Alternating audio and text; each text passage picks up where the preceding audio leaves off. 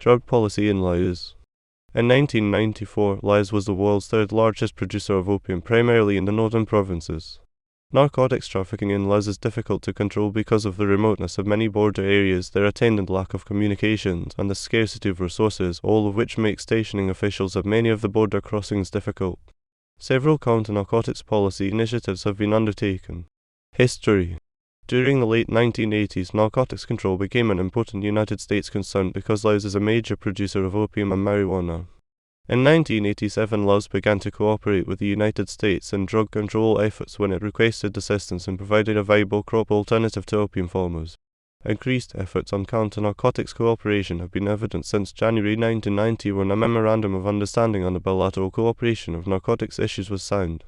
This agreement focused on ways for the United States to provide anti-narcotics programs. The United States provided narcotics-related training to a number of Laotian officials in June 1990 and again in August 1991. And, in 1992, United States Customs Service officials held a training session in Vientiane for Laotian customs officers and other officials.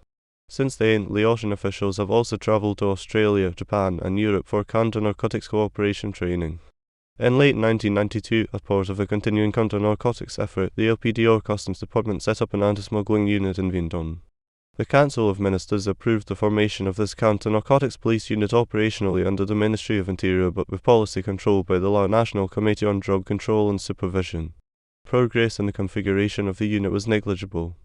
As of mid-1993, however, the United States was working with the LPDR to provide support and training for the unit, and the site for the unit was being renovated. Estimated opium production has declined annually since 1989, largely through successful crop reduction and replacement programs that target specific areas and are funded and initiated by the United States and the UN Drug Control Program. Laos has facilitated these crop substitution programs aimed at developing alternative crops and occupations in Houaphanh, Vientiane, and Zhangjiakou provinces. In 1989, there were an estimated 42,130 hectares of land deemed potentially harvestable for cultivating opium. By 1993, there were approximately 26,040 hectares. The potential opium yield declined from 380 tons in 1989 to 230 tons in 1992 and to 180 tons in 1993.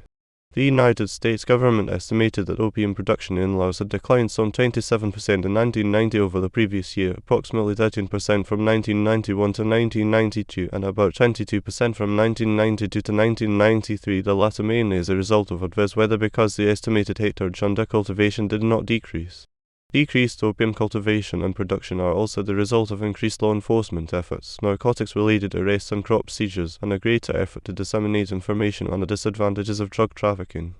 Although the government tends to deny that it has a domestic drug problem, a public awareness program stressing the dangers of drug use and trafficking has been established, and, as part of the information and education campaign, there has been increased publicity on penalties for offences.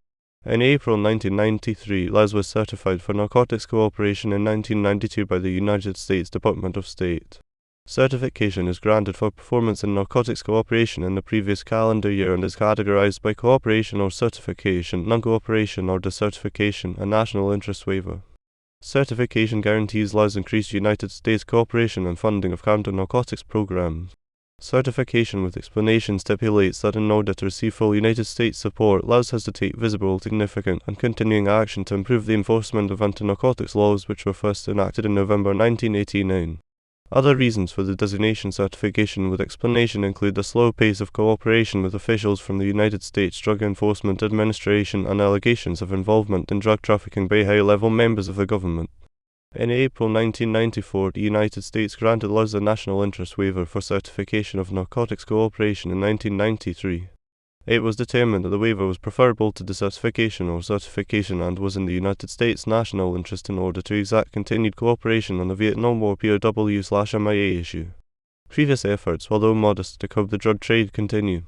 At the same time, however, corruption among civilian and military personnel and their collusion in narcotics activities reportedly continue as well. In 1993, the Prime Minister ordered the provinces to organize anti-drug committees and cooperate with the Lao National Committee on Drug Control and Supervision. Cooperation is to take the form of publicizing existing laws and regulations and educating the public on the dangers of drugs. Crown Prince Subse Sona's opium bust. The Laotian Prince Sopsesona was the head of the Asian People's Anti-Communist League, the chief political advisor of Vang Pao, vice president of the Laotian National Assembly, and military commander of the CIA-controlled Laotian H-Monde Army. In April 1971, Prince Sopsesona, then Laos's new ambassador to France, arrived in Paris. After a tip-off, customs at Orly Airport intercepted a valise containing 123 pounds of pure heroin, then the largest drug seizure in French history, with an estimated value of $13.05 million. The prince had planned to ship the drugs to New York. CIA stationed in Paris convinced the French to cover up the affair. Prince Sopsesona returned to Vientiane 2 weeks later.